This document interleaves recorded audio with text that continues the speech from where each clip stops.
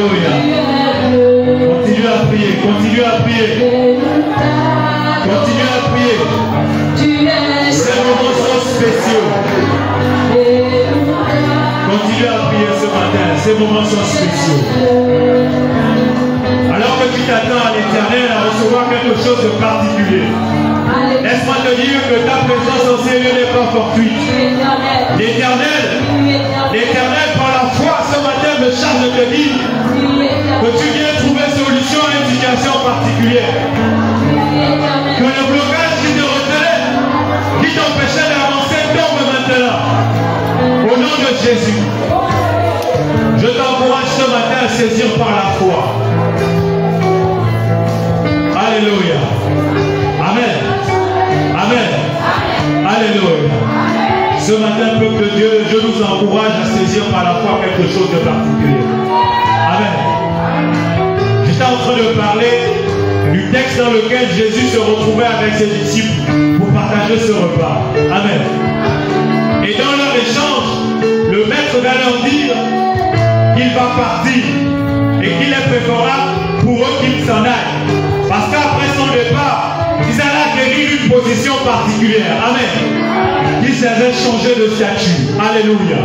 Que la position que le Seigneur allait les conférer devait permettre à ceux qu'ils aillent quelque part. Qu'ils aillent un peu plus loin. Alléluia.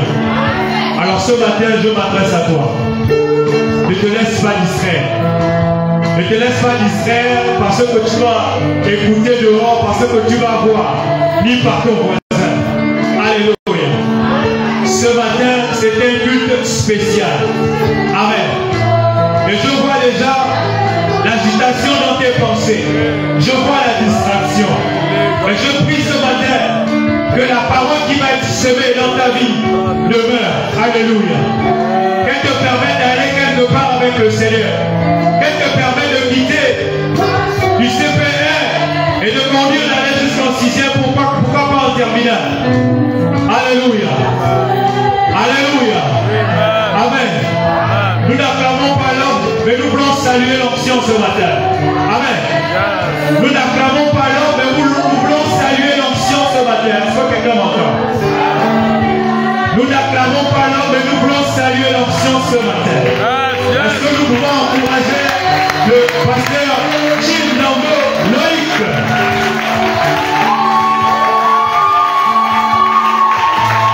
Nous voulons saluer l'onction qui coule dans sa vie. Et ce matin, si tu es attentif, tu vas recevoir la part que l'Éternel Dieu avait déjà réservée pour toi. Sors ici avec cette part. Saisis-la et garde-la dans ton cœur. Alléluia.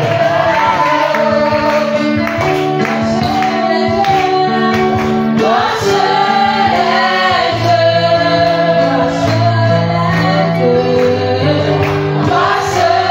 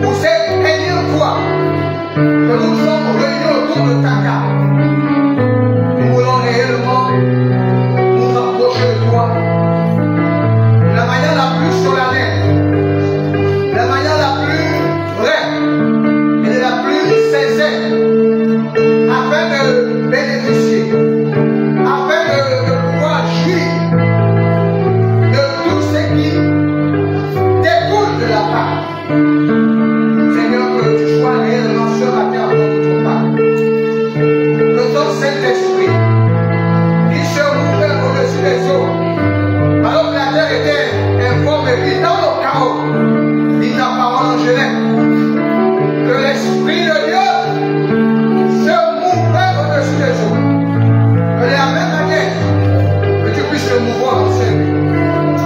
Te mouvoir maintenant et bouleverser les maisons de l'autre. Faire taire les pensées qui n'ont rien à voir avec toi. Oh, glorifie ton nom ce matin. Lorsque les hommes sont papillonnants, les hommes sont instables, toi tu es fidèle à l'alliance pascale. Ta gloire te revienne.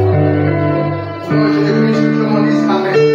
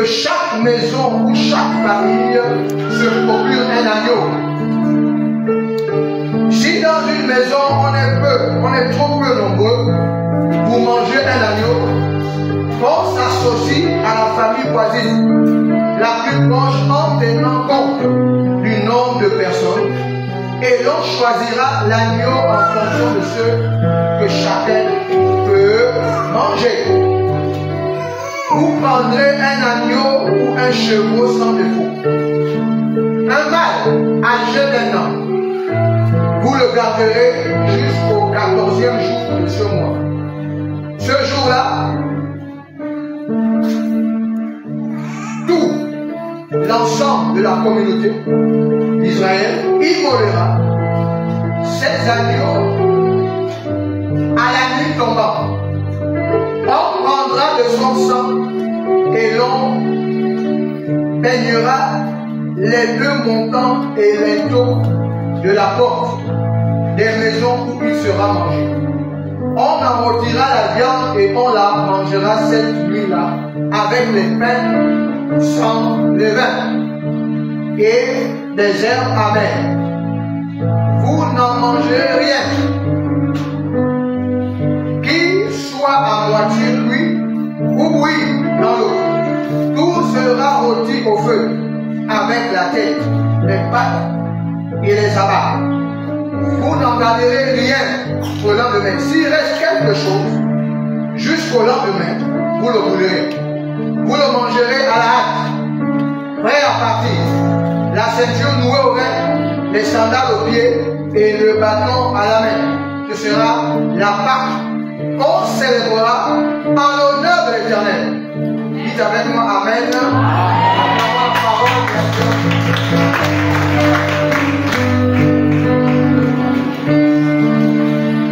Alors, nous sommes dans le livre d'Exode. Et Exode est le livre du voyage. Amen. Dis avec moi Amen. Il ne faut pas qu'à la Pâque, ton Amen soit à bas. Dis avec moi Amen. Il ne faudrait pas non plus que ton Amen distrait le prédicateur. Dis avec moi Amen. Et les Amen qui veulent le prédicateur mal à l'aise. Dis avec moi Amen. Dis avec moi Amen. Amen de la Pâque. Donc tu n'es pas encore dans ce qui est en train de se faire. Certains sont déjà rentrés dans ce qui est en train de se faire. Dis avec moi Amen. Donc le livre d'Exode, c'est le livre au travers duquel nous qui n'avons pas pris part à la conception de la Bible, nous sommes amenés, appelés, conduits à voyager avec la vision du peuple de Dieu qui en réalité sort de l'Égypte, donc la captivité, l'esclavage, la limitation, la stérilité, la dépendance en tant que nation. Ils sortent de là pour revêtir la résurrection et ensuite l'autonomie. Dis avec moi Amen. Amen. Et donc Dieu institue la Pâque. C'est pour la première fois qu'on mentionne le nom Pâque. Alléluia. Et nous sommes dans ce qu'on appelle le Pentateuque. Ou encore la loi, la Torah, dans laquelle Dieu a inspiré Moïse pour retranscrire ce qui a été fait. Parce que de toi à moi, personne n'a assisté à ce qui s'est fait. Alléluia. Et comme nous le dit un adage, les paroles s'envolent, mais les écrits restent. Alléluia. Donc Exode nous fait voyager, nous fait vivre la dimension originelle de la Pâque. Parce que la Pâque a une origine. Et l'origine, c'est en réalité la résurrection d'Israël en tant que nation. Parce que là où ils étaient, ils ont fait 430 ans exactement d'esclavage. Jusqu'ici, personne n'a réussi à faire 400 ans esclave. Puisque personne, de nos jours, ne peut dépasser 150 ans. Amen. Ou encore ne peut atteindre 200 ans. Ça devient presque rarissime. Amen. Sinon impossible. Mais ils ont fait 400 ans et plus en priant, en cherchant à ce que Dieu apporte la solution. De génération en génération, bien aimés, ils sont restés esclaves. Voilà pourquoi la Pâque a une importance inouïe, capitale, dans la constitution de l'identité du chrétien. Amen. Et pour ça, j'en veux pour preuve l'image de la célébration de la dernière Pâque avec Jésus. Alléluia. Où il dit, vous mangerez mon corps, vous buverez mon sang. Amen. Et faites ceci en souvenir, en mémoire de moi. Donc quand on célèbre la Pâque, dans la dimension originelle, en réalité, on ressuscite avec Jésus. Dis avec moi, amen. Amen. Voilà pourquoi quand on te baptise, on dit, quand on te plante, tu meurs dans toute la dimension pécheresse, mais quand on te retire de là, tu ressuscites avec Jésus pour marcher en nouveauté de vie. Ce n'est pas des choses qu'on dit juste parce qu'on veut rester mystérieux ou bien intéressant. Amen. Mais ça a une origine en lien avec la résurrection qui est introduite par la Pâque. Pourquoi la résurrection? Parce qu'Israël, en Égypte, elle est morte. La nation n'existe pas. Elle est annexée, elle est dominée, elle est sous tutelle de l'Égypte. Et Pharaon dicte les lois. Et c'est Israël, en un mot, qui a construit beaucoup d'édifices en Égypte. L'Égypte était très grande, très forte, parce qu'ils avaient en leur sein la nation juive qui était annexée, qui fabriquait des briques, qui s'occupait du blé, qui s'occupait des esclaves pour produire les matériaux pour construire les édifices. Donc, d'un point de vue physique, Israël est la carte du monde à cette époque. Tu es avec moi ce matin? Amen. Alléluia. Amen. Et là, Dieu se souvient, une fois de plus encore, le souvenir revient. Dieu se souvient qu'il y a quelque chose qui ne va pas là. J'avais dit à Abraham, j'avais dit, voilà, et puis, je devais faire de cette nation une grande nation. Mais jusque-là, ils sont esclaves. Amen. Amen. La Pâque, sa place, et c'est bien fait dans la construction de l'identité chrétienne. Parce que la thématique le sera. Pâque, sa place, et c'est bien fait dans la construction de l'identité chrétienne. Dis avec moi, amen. Amen. Quelle est la place de la Pâque? Elle a une valeur de résurrection. Amen. Amen. Elle a quoi? Une valeur de résurrection. Parce qu'elle ressuscite Israël en tant que peuple choisi, béni, autonome de la part de Dieu. Amen. Amen. Alléluia. Alors, il ne faudrait pas qu'on confonde simplement la fête. On va différencier la fête et la célébration. C'est vrai que les deux termes semblent se croiser, mais dans le contexte de la foi, on parle de célébration de la Pâque. Alléluia. Parce qu'en célébrant la Pâque, en réalité, on marque un pas, un élan nouveau dans la continuité. La Pâque occupe une place toute particulière parmi les nombreuses fêtes de l'Éternel. Amen. Alors, parmi les fêtes, je voudrais quand même citer quelques-unes qui sont des fêtes qu'on doit célébrer pour le Seigneur. On a la Pâque, on a la fête des pains sans levain, si on se réfère à Lévitique 23, 6 à 8. Alors, on a la fête qu'on appelle la gerbe des prémices, d'après Lévitique 23, 9 à 14. Je reprends la gerbe des prémices, Lévitique 23, 9 à 14. Ensuite, on a la fête des trompettes. La fête des trompettes, que l'on peut retrouver dans Lévitique 23, chapitre 23, autant pour moi, versets 23 à 25. On a le jour du propitiatoire. Voilà. On a le jour propitiatoire, qui est un élément du tabernacle. Donc là où on venait célébrer cet élément. En plus, on a la fête des tabernacles. La fête des tabernacles, que l'on retrouve dans Jean chapitre 7, verset 2, et Néhémie 8, verset 13 à 15. Donc, Jean 7, 2, Néhémie 8, verset 13 à 15. On a également la fête des moissons, ou encore la fête de la moisson. On appelle encore la fête de la récolte. Amen. Où Dieu exigeait à son peuple d'apporter le fruit de tout ce qu'il a amassé et qu'il déposait au temple. Et on a enfin la fête de Pentecôte. Amen.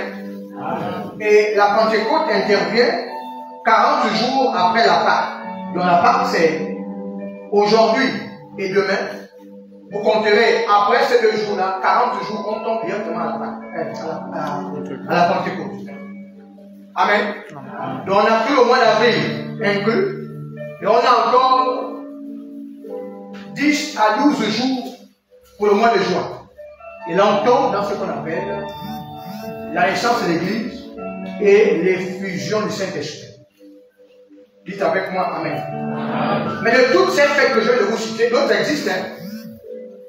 Les fêtes charnières, les célébrations où Dieu prend véritablement plaisir. Nous avons la Pâque et nous avons la Pentecôte. Pourquoi la Pâque? Je vous l'ai déjà expliqué. La Pentecôte, parce que la Pentecôte aussi donne une autre dimension à la foi. C'est celle de la naissance de l'Église. Donc, l'Église. L'Église est née le jour de la Pentecôte. Pas avant, pas après, mais le jour de la... Il n'y a que ce jour-là, à partir de ce jour-là, qu'on a commencé à parler de l'Église. Dis avec moi, Amen. 40 jours après, dès que la Pâque a été consommée, il y a eu un bouleversement. Dans le cadre de la foi des disciples, des apôtres, du reste, beaucoup étaient entre la faim, l'abandon et l'espoir de voir une ère nouvelle s'abattre. Ceux qui n'ont pas été forts, qui n'ont pas été spirituels, ont abandonné le jour de la crucifixion du Seigneur. Dites avec moi-même. Amen. Qui est un événement qui a bouleversé en réalité l'image de la divinité. Parce qu'on dit que Jésus ne ressemblait plus à rien. Vous êtes avec moi ce matin? Amen. Il ne ressemblait plus à... On ne pouvait pas identifier que c'est réellement la figure de Jésus parce qu'il avait été roué. Il avait été malmené de tout part. Et il ressemblait à un agneau qui allait dans une boucherie. Dans la boucherie à l'époque, on a fait des boucheries. Hein. Tu peux reconnaître ça c'est le mouton, ça c'est le bœuf, ça c'est le carré. Impossible. Voici ce à quoi Jésus ressemblait. Mais il a fait pourquoi? Pour exprimer en réalité le lien qu'il avait avec l'Église en tant que chef de l'Église, la tête. L'Église en est le corps, donc l'épouse. Et on ne peut pas séparer Jésus de l'Église. Voilà pourquoi on dit aux chrétiens, tu ne peux pas te séparer de l'Église. Tu ne peux pas t'éloigner du temple. En t'éloignant du temple, tu t'éloignes de Jésus en un mot. Mais c'est tellement dire qu'en réalité, Dieu n'est pas seulement dans l'Église. Il est en moi. Oui, il est en toi. Mais qu'est-ce que tu fais de cette structure? Qu'est-ce que tu en fais? Amen. Amen. Dis avec moi Amen. Amen. Même si la chaleur nous dérange, est-ce que je peux dire Amen? Amen. Quand la chaleur te dérange, est-ce que tu quittes la terre? Je suis la terre. Amen. Amen. Et quand Jésus ne te donne pas ce que tu veux l'abandonner. C'est pas possible. Il faut accepter la partie. Amen de l'agneau. Alléluia. Amen. Donc, alors, Israël ressuscite à partir de cette Pâque. Et en fait, c'est l'élément qui vient s'ajouter au display que Dieu a donné à Moïse pour frapper l'Égypte.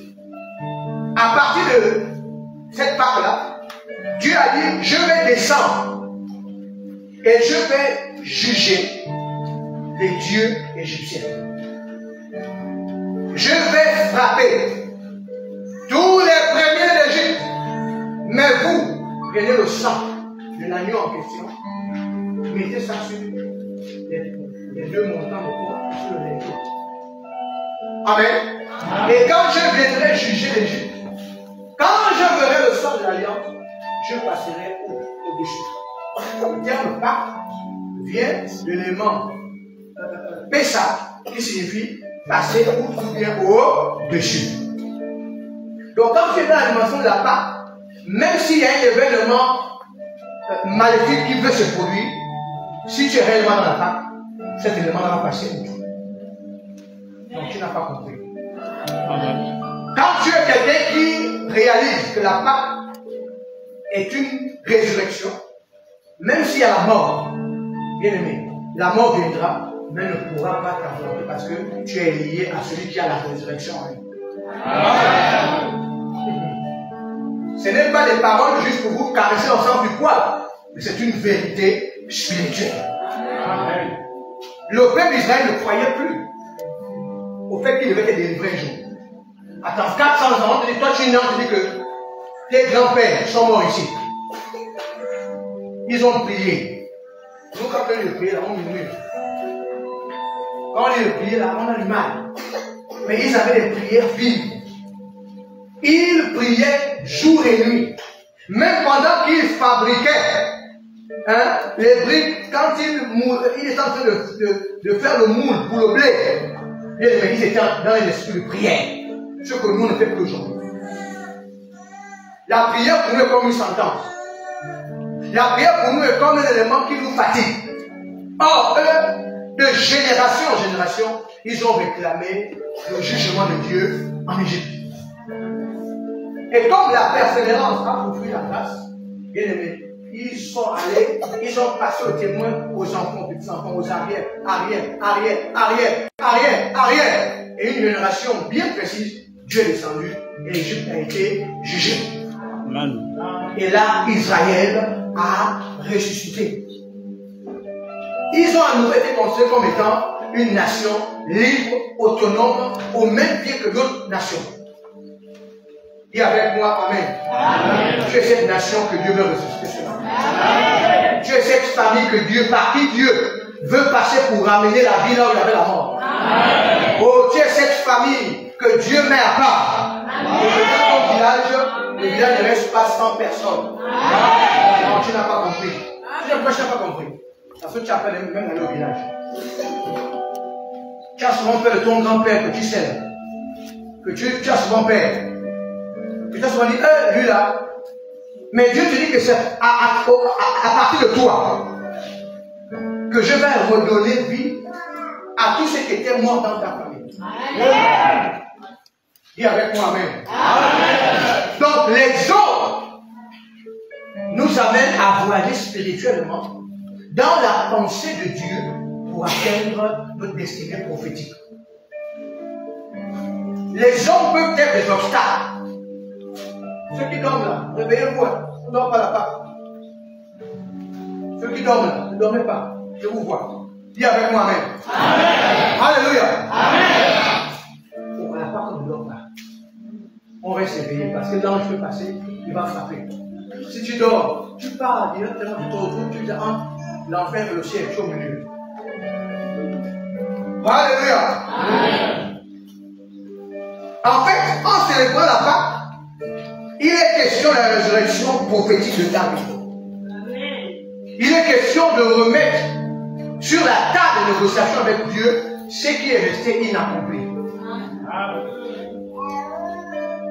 Alléluia. Amen. Et les 400 ans de captivité étaient la preuve de la limitation,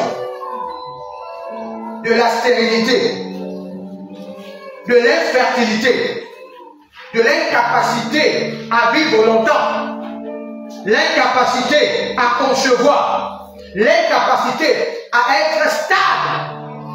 Mais Dieu met la part pour faire quoi? Pour ressusciter cela. Dis avec moi, Amen. Amen. Dieu institue la part. Pourquoi précisément là? Parce qu'il devait régler un problème, celui de rendre Israël autonome au même pied que d'autres nations sur la terre. Alléluia. Et moi, quand je rentre dans la Pâque, en réalité, la même dimension m'accompagne. Mais le problème, c'est qu'aujourd'hui, les chrétiens contemporains n'ont pas assez de foi pour faire descendre Dieu afin qu'il vienne juger nos ennemis. Alléluia. On n'a pas assez de foi. On n'a pas assez de persévérance. que la Pâque n'a pas d'impact. La Pâque n'a pas lieu. La Pâque ne se fait pas vivre en moi parce que je n'ai pas assez de foi. Pourquoi je n'ai pas assez de foi? Parfois je suis distrait ou distraite. Parfois je ne choisis pas la meilleure part qui pour moi semble être difficile. On fait la difficulté pour embrasser la facilité, le raccourci, parce qu'on estime que ma chair peut supporter ça. Amen. Mais la part, c'est pas comme ça. Jésus a dit, j'ai désiré vivement, c'est le principe pas qu'avec vous. Amen. Amen. Parce qu'après ça, jusqu'à ce que le soit revenu, je ne pourrais plus être avec vous et manger la Pâque. Donc il avait compris que sa prophétie devait prendre vie et corps à partir de la Pâque jusqu'à ce qu'il revienne 40 jours après. Amen. Amen. Dis avec moi Amen. Amen. Alléluia. Amen. Oh, en célébrant la Pâque, c'est la commémoration du souvenir de l'alliance avec Abraham. Alléluia. Amen. On parle de l'Ancien Testament, au Nouveau Testament. Dieu a dit à Abraham, oh, je ferai de toi une grande nation. Mais comment il dit ça à Abraham? Mais les enfants d'Abraham vont avoir fait 400 ans esclaves. C'est comme ça que tu regardes actuellement dans ta vie. Les gens prophétisés. Vous savez, il y a beaucoup de prophétiseurs. Amen. Il y a beaucoup de quoi? De prophétiseurs ou de prophétiseuses. Il y a beaucoup de ceux et celles qui ont des visions, qui ont des songes, mais qui restent simplement à la dimension de la vision. Ça ne s'accomplit pas. Et dès que quelqu'un en tant que tel a le don de vision, il voit, qu'est-ce qui se passe? On court comme des mouches, comme des poules, comme des papillons. Sans d'abord identifier l'origine de là où tu es. Est-ce que la semence que j'ai dans les bois est une semence authentique? Si elle n'est pas authentique, elle va augmenter, elle va précipiter mes jours sur la terre. Elle va raccourcir en réalité ma longévité. Parce qu'on ne se trompe pas n'importe quelle onction. Il y a l'onction qui peut t'amener à la mort. Beaucoup ont suivi les hommes sans identifier si dans leur alliance ils avaient une part. Ils ont simplement suivi et à un niveau, leur vie s'est arrêtée. La foi s'est arrêtée. Tout cela comme projet asséché. Pourtant, ils étaient dans une église où il y avait beaucoup qui prophétisaient. Oh bien aimé, la Pâque ne regarde pas la prophétie. La Pâque, elle est structurelle, c'est écrit et ça va s'accomplir. Amen. Tu me suis ce matin? Amen. Ça va s'accomplir. Mais ce que les gens disent là, il n'y a pas de preuve que ça va s'accomplir. Pourquoi? Parce qu'il y a un dilemme. Dis avec moi un dilemme. Nous sommes face à quoi? Au cas ennemi. Et vous savez, ceux qui lisent la Bible, ceux qui ne lisent pas, ne vont jamais voir ce passage-là. Ceux qui lisent vont lire. La Bible dit que le diable est un ange de lumière. Un ange de lumière. Donc, les lumières que tu vois sur moi, ce n'est pas de Dieu forcément. J'ai vu une grande lumière. Satan aussi a ce déguisement. Dieu m'a dit que. Satan aussi peut dire que Dieu m'a dit que. Et il passe par une bouche qui est même parfois empoisonnée. Et toi, quand tu bois sur le poison, tu te touches et ça finit par te sécher et que tu meurs. Amen. Bien aimé, la Pâque est un événement biblique. Il est déclaré que les prophéties passeront, les visions passeront, mais sa parole ne passera jamais. Parce que sa parole et lui sont un. Ce qui est écrit là, tu ne crois pas. Toi qui me suis, toi qui me regardes, toi qui m'écoutes, tu ne crois pas parce que tu es frappé de ce qu'on appelle un aveuglement spirituel. Tu ne crois pas. Mais attention, c'est pas parce que tu ne crois pas que ça va s'accomplir. Au contraire, moins tu crois, plus ça va s'accomplir. Alléluia. Donc c'est l'alliance. Et le sang est ce qu'on appelle la consolidation de l'alliance. Le sang de Jésus qui a coulé sur la croix est venu consolider l'alliance qui avait été faite depuis Adam et Ève. Et cette alliance sanguine par Jésus vient mettre en place, vient restaurer le premier Adam et nous donne un deuxième Adam qui est Jésus-Christ. Mais Jésus-Christ qui est sacrifié. Amen. Humainement, physiquement, il a été sacrifié. Mais spirituellement, il vit et il règne à jamais. Là pourquoi, si tu n'as pas Jésus, bien aimé, tu es destiné à ne plus vivre après la terre. Si tu n'as pas Jésus, il faut bien m'écouter ce matin. Tu es un jeune, tu es un enfant qui commence à comprendre, qui sait lire, qui sait écrire. Si tu n'as pas appris Jésus dans ta âme, quand tu vas mourir, tu ne ressusciteras pas. La Bible nous dit quoi? Lors du retour, les morts en Christ ressusciteront premièrement. Quand il y aura le grand jour dans l'enlèvement de l'église, et que les choses vont être bien ficelées, qui ressuscitent en premier? Ceux qui sont morts en Christ. Si tu ne meurs pas avec Jésus sur la terre, tu ne reviendras pas. Tu seras perdu pour l'éternité. Et ça, souvent, les prophètes ne vous disent pas ça. Ils vous localisent seulement. Ils vous géolocalisent. Ils te donnent même la pointure de ta chaussure. Le numéro de téléphone, le numéro de la connaissance. Ça va t'amener où? Toi, tu es là comme un spectateur, comme un joueur de football. Tu acclames des choses que toi-même tu sais que ça c'est ta chaussure. Tu as besoin qu'on te dise pour ça. Amen. Amen. On a besoin de te dire que tu portes dans ton chaîne de barbeleurs de telle couleur. Mais toi-même tu ne vois pas ça. Tu as besoin qu'on te comprenne pour que tu vois ça. Et les gens vont se garer dans cette dimension-là, laissant ce qui est réellement biblique. Vous savez, Jésus avait une grande foule. Mais quand on a commencé à persécuter, la foule a diminué. Dites avec moi, amen. Quand on a commencé à nous menacer, à des moments, Jésus se faufilait entre la foule. Il a dit à un moment donné, mais vous aussi, vous ne partez pas. Parce qu'il y a un moment où l'heure passe par le jugement de Dieu. Et quand il y a un jugement, c'est parce qu'il y a une génération que Dieu veut susciter. Et il y a une autre qui n'a pas compris, qui ne veut pas comprendre, que Dieu prend, qu'il met à côté d'abord. Amen. Il y a une génération qui prend, qu'il met au réservoir. Dis avec moi, amen. Amen. Et quand cette génération est mise au réservoir, c'est pour que demain cette génération soit capable, comme Josué et Caleb, d'amener Israël à Canaan. Amen. Mais quand on peut que parfois nombreux, là pourquoi un homme averti, parfois je sais qu'en réalité tu es déjà en train de tomber.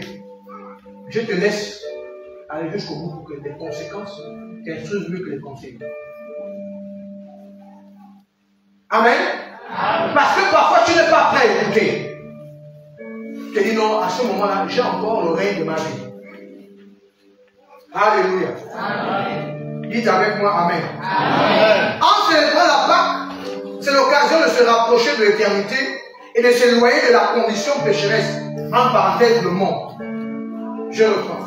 En célébrant la Pâque, comme nous le faisons aujourd'hui, c'est l'occasion de se rapprocher de l'éternité et de s'éloigner de la condition pécheresse. Dites avec moi Amen. Amen. Quand on vient pour célébrer la Pâque, on se rapproche de l'éternité. Jésus le célébrant, il leur a dit quoi? Je désirais vraiment célébrer cette Pâque parce que après ça, je ne mangerai plus le fruit, je ne buvrai plus du fruit de la vie jusqu'à ce que le royaume soit comment? Établi. Alléluia. Et là, Jésus se rapproche par cette parole de sa condition de soutien de Dieu au ciel. Et Jésus, en fait, exprime l'idée que sa condition humaine, sa condition d'homme, devrait s'arrêter après la Pâque pour atteindre la dimension divine, laquelle fait de lui désormais quoi? Notre avocat auprès du Père. Sur la terre, les hommes ont des avocats. Dans les tribunaux, ils sont limités. Mais Jésus ne perd aucun de ses procès. Tous les procès que Jésus mène, dont il est le défenseur, il gagne toujours. Alors, la Bible déclare que Dieu l'a souverainement élevé. Et lui a donné le nom qui est au-dessus de tout nom. Afin qu'au nom de Jésus-Christ, tout genou fléchisse, toute langue confesse qu'il est Seigneur à la gloire de Dieu le Père. Dieu a fait quoi? Souverainement élevé. Et il a donné le nom qui est au-dessus de tout nom. Tout nom. Il n'y a pas un nom qui nous amène à l'éternité. Il n'y a pas un nom qui vient guérir ceux qui ont le cœur brisé. Il n'y a pas un nom qui vient restaurer ceux qui ont le cœur en larmes. Il n'y a pas un nom qui vient recomposer les familles. Il n'y a pas un nom qui vient pour établir la consolation quand tu es déprimé. Il n'y a pas un nom qui vient ressusciter ceux qui sont morts, physiquement et spirituellement. Il n'y a pas d'autre nom. Ce n'est que le nom de Jésus. Il n'y a pas un nom qui est capable de t'unir par les liens sacrés du mariage. Il n'y a pas un nom. Alléluia. Il n'y a pas un nom. Il n'y a pas un nom qui rend celles qui sont stériles fécondes. Oh, il n'y a pas un nom. Alléluia. Il n'y a pas un nom. Hey, on va t'amener chez un prophète. Lui-même, il va négocier avec Jésus pour qu'il soit guéri. On va t'amener chez un archibishop. L'archibishop va mettre les genoux au sol pour dire Jésus fait. Amen. S'il ne le fait pas, c'est qu'il a d'autres moyens mystico-sorcellaires pour t'embrouiller.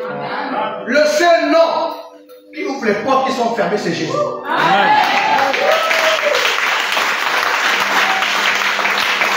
Et Jésus, c'est la Pâque.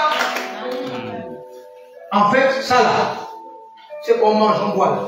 Ce qu'on va faire comme symbole tout à l'heure, c'est Jésus que nous sommes en train de manger et boire. Quand on le prend en réalité, la mort, la maladie doit libérer. Amen. Alléluia. La mort doit libérer. Ce qui est mort en toi doit ressusciter à partir de la part. Ce qui avait disparu doit revenir. L'intelligence que les élèves n'avaient pas comme moi à l'époque. Quand tu rentres dans la Pâque, bien aimé, Dieu restaure ton intelligence.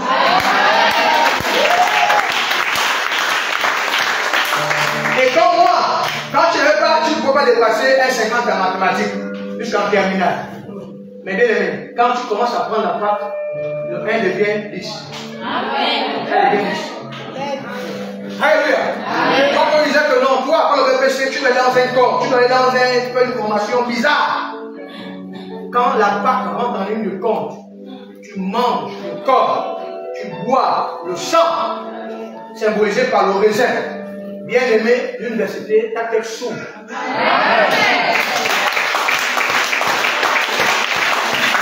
En fait, on blague avec la Pâque parce qu'on ne connaît pas réellement la place et les bienfaits de la Pâque.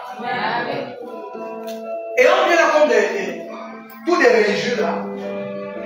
On vient là, on se dit bon, c'est quand même le dimanche des Pâques. Tu me dis, nous allons quand même à l'église quand même. Là, il faut que les démons la partent un peu. Mais tu n'as rien compris avec la Pâque. Non, la Pâque c'est un état d'esprit. La Pâque c'est une continuité. La Pâque c'est une persévérance. La Pâque c'est une capacité à voir.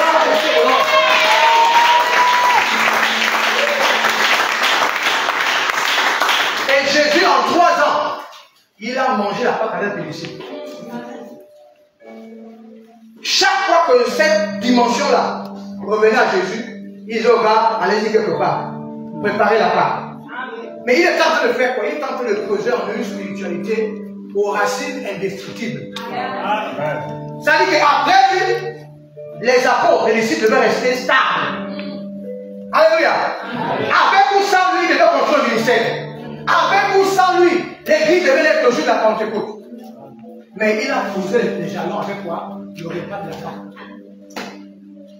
Dis avec moi-même. Là, quoi j'ai dit, et je le redis, que ceux qui sont malades aujourd'hui et qui vont prendre la Pâque, ce sera la dernière fois que cette maladie-là continuera.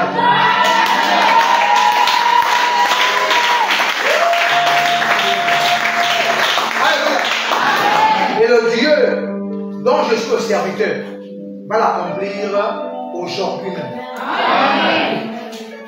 Les murs de la limitation vont tomber aujourd'hui. Les incapacités à concevoir dans le plan de Dieu, elles vont tomber aujourd'hui. Amen.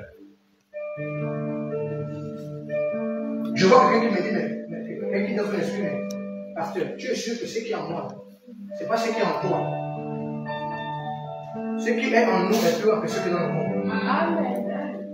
Ce qu'on t'a donné dans le monde mystique ne pourra pas rester devant la part de l'éternel. Ça ne pourra pas. Ce n'est pas les choses qu'on fait dans d'autres cieux, dans la communion, mais tu es dans le faux. Ça là, bien aimé, c'est une part qui est pointe. C'est des éléments de la Sainte qui sont points. Et quand ces éléments sont points, il y a la puissance qui se dégage. Dis avec moi, amen. En célébrant la Pâque, en réalité, c'est l'unité de l'esprit qui s'est matérialisée 40 jours après la célébration du repas. Parce que Jésus célèbre ce repas, et 40 jours après, il envoie et il lègue aux disciples, quoi ça? Le Saint-Esprit. La troisième entité de la divinité. L'onction tombe pendant qu'ils sont en train de prier dans la chambre haute et tous sont remplis du Saint-Esprit. Ils se mettent à parler en langue. Et les choses changent. Plus jamais ils ne terminent une portion. Dis avec moi amen. Amen. Alléluia. Amen. Nous lisons, pour conclure, Actes chapitre 1, du verset 1 au verset 5.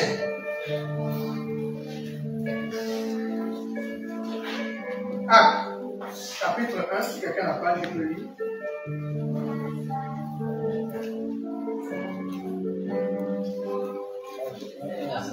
Oui, Actes 1 à 5, oui.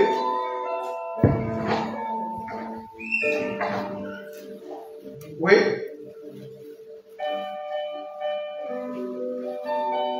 Personne. Acte 1. Oui. Verset 1 à 5. Oui. Cher Théophile, Oui. dans mon premier livre, j'ai exposé tout ce que Jésus a commencé de faire et d'enseigner. Oui. Jusqu'au jour où il fut enlevé au ciel, après avoir donné par le Saint-Esprit ses instructions à ceux qui s'étaient choisis comme apôtres.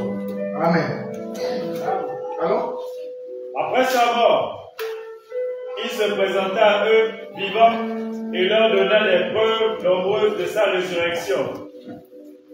Il leur apparut pendant 40 jours. Amen. Il leur apparut pendant combien? 40 jours. Vous comprenez? Donc, chaque jour, il les conduisait vers la Pentecôte. Chaque apparition, c'était un pas vers la Pentecôte. Chaque apparition. Jusqu'au 40e jour. Continue. Il leur parla du règne de Dieu. Ouais. Or, un jour, il prenait un repas avec eux. Il leur recommanda de ne pas quitter Jérusalem, mais d'y attendre que son Père leur accorde le don qu'il leur avait promis. C'est le don que je vous ai annoncé, leur dit-il. Amen. C'est le don. Mais quel don? Le Saint-Esprit. Lui-même, l'Esprit de Dieu est un don. Quand tu as le Saint-Esprit, tu n'es plus contrôlable par les esprits de maladie, de mort et de reste. Là pourquoi on nous demande de nous séparer de ce qui n'est pas de Dieu pour revêtir le Saint-Esprit. Quand on reçoit Jésus et qu'on communie avec Jésus, il nous donne le don du Saint-Esprit. Et ce don-là nous propulse vers des sphères où Satan ne peut plus contrôler notre corps. Amen. Une sphère est un lieu différent du lieu précédent. Et ce qui fait que Satan ne pourra pas arriver à ce lieu parce que l'Esprit de Dieu en nous est plus grand que lui. Amen. Alléluia. Là pourquoi, après la Pâque, nous avons la Pentecôte, qui vient en réalité s'annexer à la Pâque et faire de nous des hommes et des femmes qui ne mourront jamais. On va mourir physiquement, Mais après la mort physique, on a la résurrection spirituelle et on ira directement dans l'éternité. Voilà pourquoi je dis encore, en ce jour de Pâques, sépare-toi de ce qui n'est pas de Dieu. Le plaisir va te chatouiller pendant un temps. Mais quand tu seras vieille ou vieux, que tu auras perdu l'essence, le plaisir te servira à toi. Là pourquoi on te dit, conserve-toi, sacrifie-toi, éloigne-toi. Ce n'est pas pour le pasteur, ce n'est pas pour l'église, c'est d'abord pour toi-même. Amen. Mais quelqu'un va te dire que mais pasteur, c'est difficile. C'est difficile parce que tu es drogué par ça. C'est pas difficile. Jésus a fait comment? Paul, qui n'était pas Dieu, comment il a fait? Vous pensez que Paul ne voulait pas fonder une famille? Mais il a accepté d'être un don de Dieu pour la communauté chrétienne. Et Dieu lui a donné la capacité de faire quoi? De rédiger une bonne partie de la Bible. Vous pensez que les gens comme les Paul demain auront les mêmes récompenses que moi? Paul ne peut pas avoir la même récompense que moi. Moi, je donne ma récompense à mon niveau. Voilà. Mais Paul a légué à l'église un héritage incommensurable. Mais par quoi? Le don du Saint-Esprit. Dis avec moi Amen. Amen. Alléluia. Amen. Vous savez, la Pâque reste un mystère qui demeure entier. On ne peut pas épiloguer, on ne peut pas cerner la Pâque en totalité. Parce qu'il y a des mystères qui restent indéchiffrables. D'accord, qu'on ne pourra pas comprendre. Mais le peu qu'on peut comprendre aujourd'hui nous amène vers la Pentecôte et alors rien ne pourra plus nous arrêter. Amen. Vous savez, parfois mon cœur est triste. Quand je vois des personnes qu'on a enseignées être ballottées comme des enfants. Mon cœur pleure. Mon cœur parfois j'ai mal. Parce que je sais que là où tu quittes l'église pour aller suivre quelqu'un, tu ne sais pas que tu es en train de l'ouvrir des portes qui vont consumer ta spiritualité et qui vont te mettre dans la tombe. Mais je n'ai pas le pouvoir de te dire de ne le faire pas. Là pourquoi? Parfois je sais que tu fais ça, ne te parle pas. Je laisse le Saint-Esprit lui-même faire le travail. Je ne peux pas faire le Saint-Esprit. Ma responsabilité, c'est de pouvoir enseigner, suivre. À un niveau, à un autre niveau, Saint-Esprit doit jouer son rôle. Sinon, il n'est pas Saint-Esprit. Qui nous convainc? C'est le pasteur. Saint-Esprit. Et dès lors que tu as résolu de faire quelque chose, même Dieu ne peut pas t'arrêter. Écoute-moi bien. Dieu ne pourra pas t'arrêter parce que tu as décidé. Tu as résolument résolu d'aller dans le mal. Et le pasteur est impuissant face à ça. Mais Dieu, je vous le dis, il reste le grand carrefour. Nous sommes, il reste le grand avion. Nous sommes des petits avions. On vole, on prend des envols. Ouais, quand l'avion veut décoller, ça veut dire d'abord. Allez, le capitaine, le commandant, il appuie. D'accord? Et l'avion, après ça prend de l'envol. Mais l'avion ne peut pas rester toute la vie en l'air. Ça finit par terrible. Mais quel avion? Tu vas vivoter, tu vas faire des vols planés, planche spatiale, tourniquet, tu vas tout faire. Tu vas finir par périr. Pourquoi ça, atterrissage? C'est la mort. Et quand la mort arrive, c'est ce qu'on appelle l'eschatologie personnelle. Le jugement commence là, quand je meurs. Amen. Aucun prophète, aucun pasteur ne pourra. Leurs prophéties ne feront rien. Encore que les prophéties, les débutants, des choses qui tournent autour de la vie sociale, parce qu'on veut amasser les foules. Ça là, on n'entend pas l'homme intérieur. Et je remarque souvent que ceux qui suivent les prophètes là, leur vie ne change jamais. Tu ne vois, ils sont en concubinage, le concubinage est même déjà périmé. Dans les déclarations, il y a plus. Mais ils sont derrière le prophète. Ils sont même serviteurs. Ils soulèvent le sac. Vous savez comment on ne soulève pas le sac? Amen. Je peux moi-même le faire encore. Amen. Alléluia. Je peux le faire et je dois le faire. Il faut d'abord regarder la vie, la qualité de ta vie avant de suivre quelqu'un. Pierre était quelqu'un de très instable. Quand il a suivi Jésus le prophète, son instabilité est devenue stable. Pierre était violent. Jésus a fait de Pierre un homme doux, un leader apaisé. Mais quel est cet appel qu'on suit les hommes d'onction? Le caractère ne change pas. La Pâque aussi vient pour changer le caractère. La Pâque ne peut pas seulement venir pour te dire non. Oui, la résurrection vient pour faire quoi? Pour tuer tout ce qui n'est pas de toi. Les feuilles amères en question dont parle Exode là. L'amertume, c'est l'expression en fait de tout ce qui est faux. Il faut que cette amertume-là sorte de toi et qu'on t'épure afin que tu ressembles réellement à Jésus. Il ne faudrait pas qu'on te dise que la Pâque c'est simplement une fête, on prend et puis après, si tu ne chantes, tu ne décides pas qu'on me dire j'arrête. On a dit à Judas arrête de voler l'argent de Jésus. Il a continué. Et sa continuité l'a amené à la pendaison. Pourtant, il suivait maintenant les hommes d'affaires. Il suivait maintenant les gens de la grande cour. Mais ça l'a amené à une pendaison. Amen. Et Judas n'aura jamais de récompense.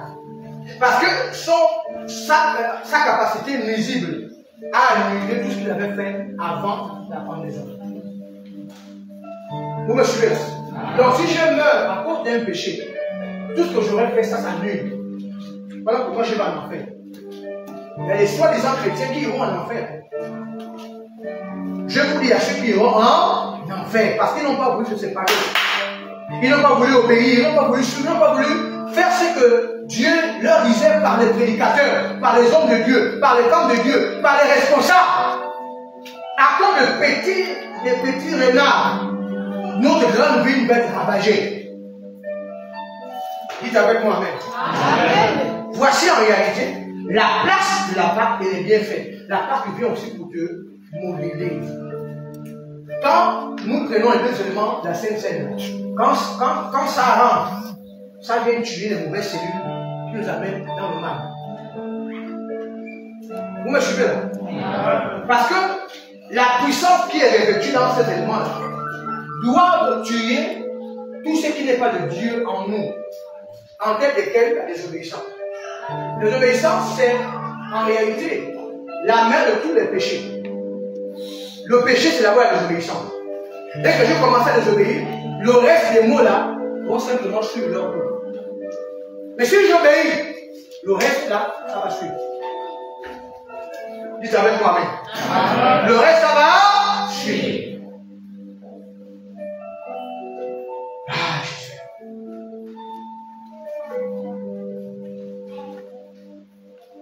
Voici la pensée de la Pâque pour toi et moi ce matin. Et nous voulons prier. Tenons-nous debout.